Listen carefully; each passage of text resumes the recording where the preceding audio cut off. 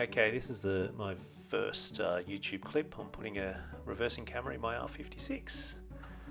I give a bit of a demo here. Once I switch on the ignition, you'll see that I've got the original BMW Mini menu that comes up. So the box that I'm using is a middle of the man box that I got from AliExpress for the CIC system.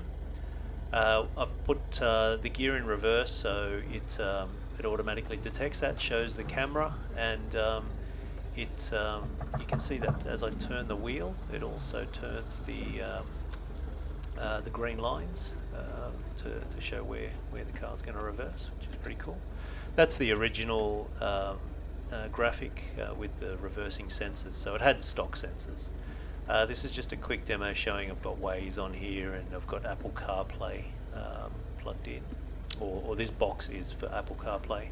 Also has Android Auto as well. I used to have a Google Pixel, so I'd used it a lot with Android. And it's not touchscreen, so you can see I'm controlling it with the original controls there. You get used to it, and I guess the nice thing is you don't get fingerprints on the screen. So these are all the crazy wires. Actually, I'll go through that a bit later. This is the reversing camera that I bought. It was about $50 Australian, and I think I just show a little bit of the user manual here on how the wire up is. Just an RCA cable goes from the camera, and it actually on the RCA plug, and I'll show you a bit later as well, it's got the plus 12 volts and ground to power the camera. Okay, so this is the box that I'm using. So it's a CIC2002 LC, which is that white sticker there for the model. It basically goes in between the Alpine Mini DVD player and the screen. So I'll sort of explain a bit of the hookup there. So the 12 volts there is for the camera, and it's specifically for the reversing camera. The RCA is for the signal, and there will be a ground as well, which I connect the ground to the ground of the unit. You'll see maybe in the next shot, I'll talk about it in the next shot, but this is just, I think, the plug that goes to the head unit. That was more for if I look at it again, just to, for my reference.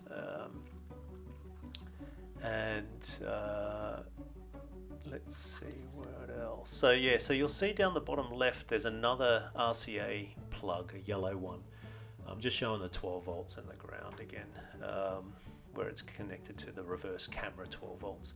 So that other yellow one is for a front camera, but I didn't install a front camera, I didn't have one with me. I don't think I'll bother with it, so I don't know what the graphic actually looks like. It'll be interesting if someone actually does that. That will be pretty cool. Unfortunately, yeah, you can see I'm driving an auto. It would be nice if I had a manual, but wife has to drive it as well. So here I pull out the Alpine stereo, the original mini stereo, just to show you, or the DVD player, just to show you, or the head units, whole head unit, the connections. So on the right hand side there, where I'm pointing with these cables, they're all the original, that's the original plug that goes into the Alpine unit. So this box gives you a sort of daisy chain. You plug it into that other connector, which sort of is floating behind, and then that connector plugs into the Alpine stereo. The two green wires I'm pointing at now are optical, the optical communication, so you need to unplug that from the original and plug it directly into that, so that doesn't go through the box. I'm now pointing out the different cables. You'll see that there was a green and pink one. That's where the original screen plugged in, but it actually goes from the unit to the box, and then from the box, I'm just going to find it there, that's the other side of it. So that pink one used to go directly in, so it sort of infiltrates that and drives the screen. So it either lets the original menu through, or it it'll give you CarPlay and also give you the reversing camera. I think the thing I'm pulling out here is what I did for the stereo. So because all of these, there's no low level line level output of the stereo, only speakers. To get an audio signal, I had to drop it using this unit, which basically converts the high level speaker output down to a low level RCA, and then that goes into my amplifier. So I'm just showing some of the screw holes that I've taken off. Actually, that one on the right, you don't have to. This one here, that one there, there's a couple under here as well, which I actually didn't point out the one on the top left, just to pull this out. So that has to clip in. I think later in the video I'll show it a little bit clearer. So I'll explain that. And there's a USB port, so you can listen to MP3s on a USB stick if you want to, but there's really no need. That's all the original controls to use it. You press the home button and hold it down to change it. This is, so you can see I've cut a hole. This is at the back. You can see I've cut a hole to put the unit through. I glued an O-ring on, and then you can see I've bogged it all up here with silicon. Unfortunately, I didn't have black silicon, but you can't really see it. This is where I had fed through the cable, so it pops out there. I drilled a hole in the panel to get that through, and then fed the cable along all along here. So I neatened it all up, but you can see I had the molds off before. Went through here, went through along into underneath there. I pulled that down. I didn't show it this time, but I pulled that down to get the cable through. I didn't pull the whole top down. You can take this panel off, or you have to. Just get a screwdriver to that little airbag sign, get it off, and you can get a star bit to it. You need to take that whole trim up and get the whole trim off. There's some speakers I put in. I think I got some photos at the end of the video of them. Went through underneath all of this trim with the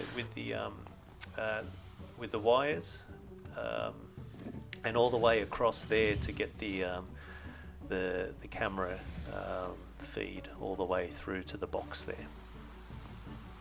I've also this is sort of how it looks before I put the whole front unit back in. So I sort of tried to be as neat as possible, but I mean, you don't see it once it's all on. That's just all the plugs there. Just showing what the plugs look like once you get it off. You'll see the two little holes, the slits there. So that top mold that goes around the screen and speedo, that clips in there. So that's why I was saying before you need to undo those other screws. Okay, so I've put it all, well, roughly back together, not everything.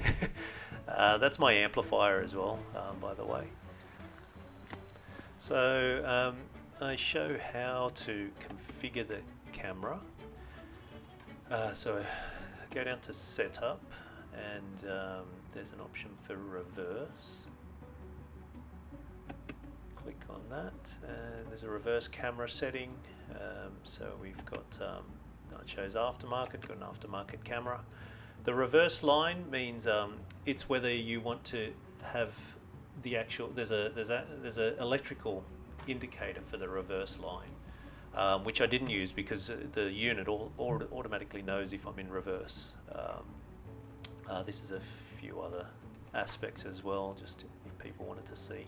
The other options for reverse, you can turn on the graphics, so the green lines and stuff like that. You could turn that on and off with those other options. Okay, so this is a demo of the reversing. So you can see the little graphic there of the radar. That takes the actual feed from the original sensors and puts it just reads the graphic, and then it also starts beeping as well at the same time, which was really cool. And for those of you who are interested, we also upgraded some of the speakers, or all of the speakers, including putting some tweeters in and routing all the cables underneath. That's an amplifier that I use. It's pretty much just from AliExpress. So that's how the speakers look with the trim back on. Yeah, I've got the tweeter there as well. So that's the 4-inch, and I changed the 6-inch as well. And also put some 6x9s in the back. Yeah, the sound is a lot better. And also a subwoofer.